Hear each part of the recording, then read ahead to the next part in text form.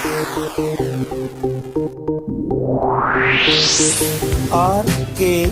स्वागत है दोस्तों आपका एक बार फिर से हमारे YouTube channel RKB chemistry videos में। कक्षा 12 की केमिस्ट्री सेकंड के हेलो एल्किन और हेलो एरीन्स की हम आपको थ्योरी प्रस्तुत कर चुके हैं। अब जो आज आपके लिए हम वीडियो लेकर आए हैं उसमें हम हेलो एल्किन चैप्टर के 5-6 निहित प्रश्नों को सोल्व करेंगे और इसी क्रम में हम लगातार आपको अभ्यास के प्रश्न भी प्रस्तुत करते रहेंगे। तो आइए ज़्यादा देर न करते हुए हम लेकर चलते हैं आपका 5-6 निहित प्रश्न। पहला जो प्रश्न नंबर 1 है उसमें कहा गया है कि निम्न यौगिकों की संरचनाएं बनाइए। निम्नलिखित यौगिकों की संरचनाएं लिखिए जिसमें कि सबसे पहले आपका दिया गया है 2-क्लोरो-3-मेथिल-पेंटेन। अब इसमें जो पॉइंट्स आपको दिए गए हैं सबसे पहले दिया हुआ है 2-क्लोरो-3-मिथाइल-पेंटेन। अब हमें इसकी संरचना बनानी है तो वो संरचना हम किस प्रकार से बना सकते हैं हमें वो देखना है। सबसे पहले देखिए इसमें पेंट आपके 5 कार्बन आए हैं पेंटेन में, क्योंकि अगर हम काउंटिंग की गिनती करें इनकी कार्बन परमाणु संख्या के आधार पर तो मैथ एथ प्रोप ब्यूट पेंट पे 5 कार्बन होते हैं। तो 1 2 3 4 और 5 कार्बन हमने बना लिए। अब इन कार्बन के ऊपर आप काउंटिंग भी कर लीजिए कि 1 2 3 4 5। अब इसमें दूसरे पर जो कार्बन है उस पर क्लोरो जुड़ा हुआ है तो इस पर जोड़ दीजिए एक Cl और तीसरे पर जुड़ा हुआ है आपका मेथिल यानी CH3 समूह। अब 2-क्लोरो-3-मिथाइल दोनों जोड़ देंगे। पेंटेन एन है तो चूंकि सभी एकल बंध आएंगे। अब इसके पश्चात कार्बन की संयोजकता होती है 4 तो आप कार्बन की बाकी संयोजकताओं को हाइड्रोजन से पूरा कर लीजिए। इस कार्बन की 3 संयोजकताएं पूरी हैं, चौथी हाइड्रोजन से, इसकी भी चौथी हाइड्रोजन से, इस पर 2 हाइड्रोजन जोड़ दीजिए और इस पर 3, यानी यौगिक आपका बन जाएगा CH3। यहाँ पर भी एक हाइड्रोजन जुड़ेगा ऊपर। उसके बाद CHCl सिंगल बॉन्ड CHCH3 और CH2CH3। ये संरचना आपकी 2-क्लोरो-3-मिथाइल-पेंटेन की हो गई। सेकंड खंड में आपको दिया हुआ है 1-क्लोरो-4-इथाइल साइक्लोहेक्सेन। देखते हैं इसकी संरचना किस प्रकार से बन सकती है। दूसरा कंपाउंड आपका दिया हुआ है 1-क्लोरो-4-इथाइल साइक्लोहेक्सेन। इथाइल साइक्लोहेक्सेन आपको दिया हुआ है। अब यहाँ पर देखिए साइक्लोहेक्सेन के रूप में हम सीधे लेकर चल सकते हैं 6 कार्बन, 1 2 3 4 5 और 6 कार्बन हमने एक चक्र के रूप में जोड़ दिए। हेक्सेन एन आया हुआ है तो सभी पर सिंगल बॉन्ड होगा। इसमें भी हमने कार्बन को 1 2 3 4 5 6 करके काउंटिंग दे दी। अब पहले कार्बन पर हमने जोड़ दिया क्लोरीन और चौथे कार्बन पर जोड़ दिया हमने इथाइल यानी C2H5 और बाकी जगह हम जोड़ सकते हैं इसकी हाइड्रोजन संयोजकता पूरी करने के लिए। तो यहाँ पर एक हाइड्रोजन यहाँ जाएगा और एक हाइड्रोजन यहाँ, क्योंकि 1 2 3 संयोजकता पूरी हुई थी इस चौथे कार्बन की, तो बाकी चौथी संयोजकता के लिए हमने इस पर हाइड्रोजन जोड़ दिया। तो इसको आप सीधे कुछ इस प्रकार से भी बना सकते हैं कि यहाँ आपका क्लोरो हो गया और यहाँ आपका C2H5। तो ये 1-क्लोरो-4-साइक्लोहेक्सेन की संरचना आपकी बन गई। तीसरे खंड में आपसे पूछा है 4-त्रितक-ब्यूटिल-3-आयोडोहेप्टेन। थर्ड पॉइंट में आपको दे दिया गया है 4 टर्सरी ब्यूटिल और 3-आयोडोपेंटेन ये दिया हुआ है। तो यहाँ पर भी देखिए आप सबसे पहले पेंटेन यानी 5 कार्बन बना सकते हैं, 1 2 3 4 और 5। पांचों कार्बन पर हमने काउंटिंग कर दी। अब उसके बाद चौथे पर तो जोड़ा हुआ है टर्सरी कार्बन, टर्सरी ब्यूटिल यानी टर्सरी में ब्यूटिल 4 कार्बन आपके टोटल हो गए। आपको अगर थ्योरी याद हो तो उसमें हमने बताया था कि एक ऐसा कार्बन जिससे कि 3 कार्बन जुड़े हुए हों वो टर्सरी कार्बन कहलाता है। तो टर्सरी तो ये है और टोटल कितने हो गए 4, तो 4 पर आपका आ गया ब्यूटिल, यानी इस चौथे कार्बन पर यहाँ आपका एक कार्बन जुड़ा हुआ होगा जिसके साथ 3 CH3 जुड़े हुए होंगे।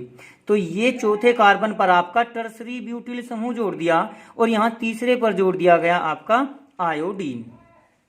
वैसे यहाँ पर ये पेंटेन नहीं हेप्टेन था, तो हेप्टेन में आपके 7 कार्बन आ जाएंगे, 6 और 7 हो जाएंगे, हेप्टेन था तो सॉरी इसके लिए। इसी आधार पर इधर से काउंटिंग करके 1 और 4, 3 और 4 पर ये आपके समूह जोड़े गए। तो इन समूह को जोड़ने के बाद अब बाकी आप इसकी संयोजकता पूरी कर सकते हैं। CH3, CH2, CH, यहाँ पर 3 पर CH, CH2, CH2 और CH3 के रूप में आप इस संरचना को पूरी कर सकते हैं। ये हो जाएगा आपका 4 टर्सरी ब्यूटिल 3 आयोडोहेप्टेन। इस प्रकार से इसकी संरचना का निर्माण किया जा सकता है। चलिए अब इसका 4th पॉइंट देख लेते हैं। 4th पॉइंट में कहा है 1,4-डाइब्रोमोब्यूट 2ईन। इसके 4th क्वेश्चन में आपको दिया हुआ है 1,4-डाइब्रोमोब्यूट 2ईन। इस आधार पर हमें इसकी संरचना बनानी है। ब्यूट से जैसे क्लियर हो गया, 4 कार्बन हैं, 1 2 3 और 4 कार्बन हमने जोड़ दिए, जिसमें नंबरिंग कर दी 2 3 और 4। दूसरे पर आपका ईन डबल बॉन्ड आया हुआ है, तो दूसरे कार्बन पर आप डबल बॉन्ड लगा देंगे। और 1,4-डाइब्रोमो, पहले पर आपका ब्रोमीन है और चौथे पर आपका ब्रोमीन है। अब बाकी संयोजकताएं हाइड्रोजन से पूरी करने पर CH2, CH, CH और CH2, इस आधार पर ये आपकी 1,4-डाइब्रोमोब्यूट 2ईन की संरचना हो गई। अब पहले प्रश्न में जो 5वां खंड दिया है एक बार उसको देख लेते हैं।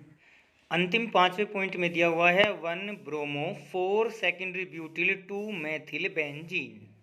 5वें में दिया हुआ है आपका 1-ब्रोमो 4 सेकेंडरी ब्यूटिल और उसके बाद है 2 मिथाइल बेंजीन, 2 मिथाइल और बेंजीन। अब यहां देखिए बेंजीन के रूप में अगर आता है तो सीधे रूप में आप ये चक्रीय संरचना बना देते हैं बेंजीन की।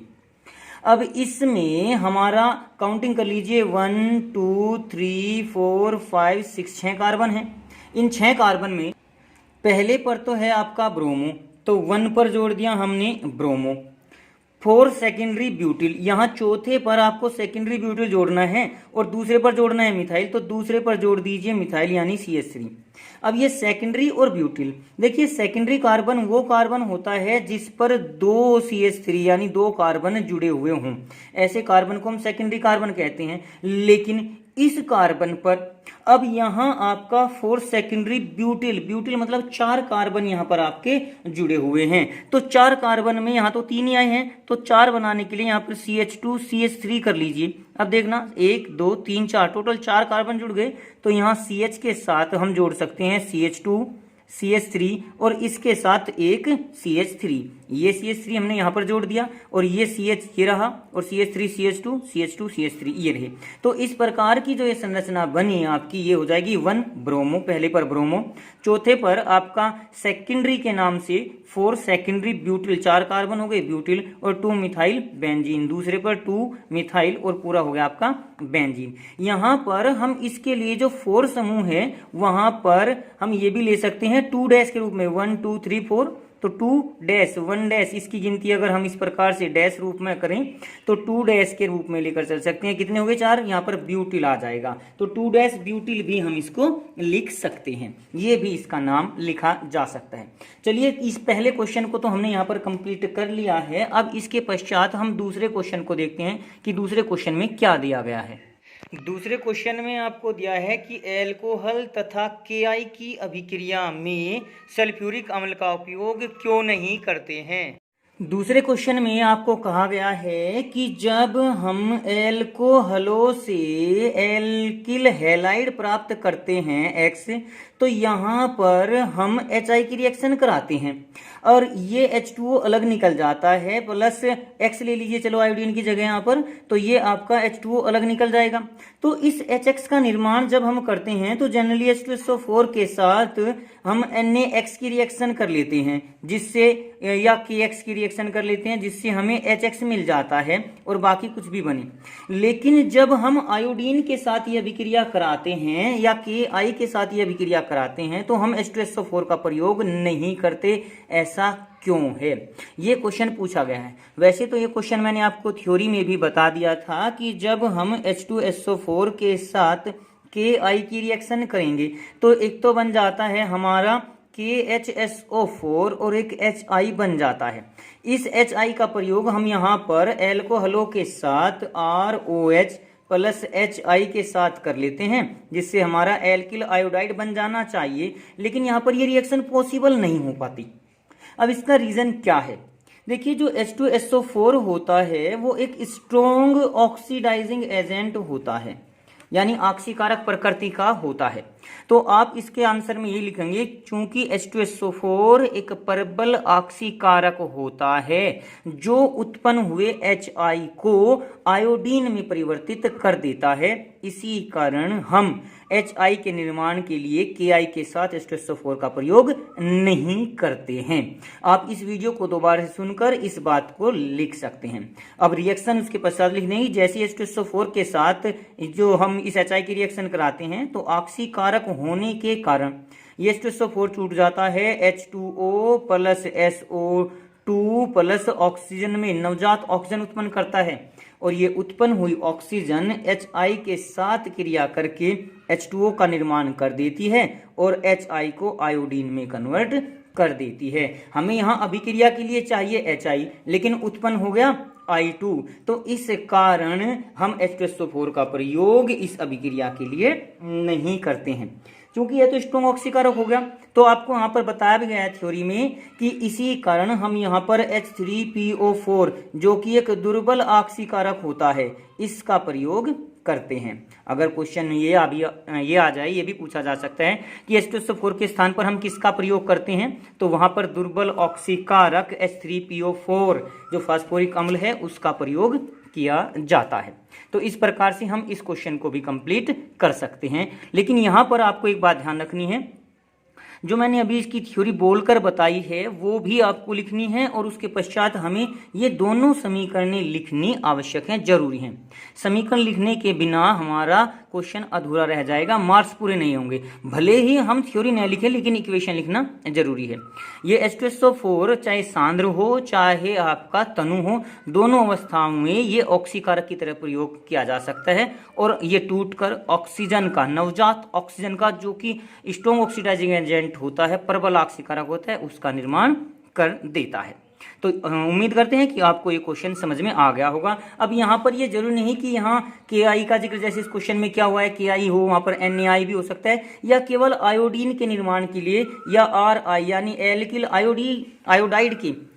आयोडाइड के निर्माण के लिए हम इसका प्रयोग क्यों नहीं करते, ये भी क्वेश्चन पूछा जा सकता है।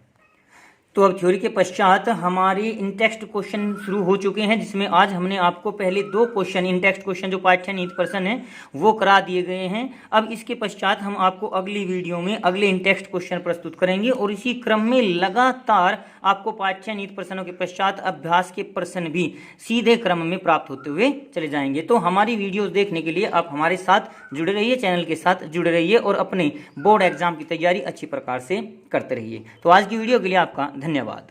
आज की वीडियो में बस इतना ही। अगली वीडियो प्राप्त करने के लिए हमारे चैनल को सब्सक्राइब करें, वीडियो को लाइक करें, और अगर वीडियो अच्छी लगे तो कमेंट्स करें और दोस्तों को भी शेयर करें।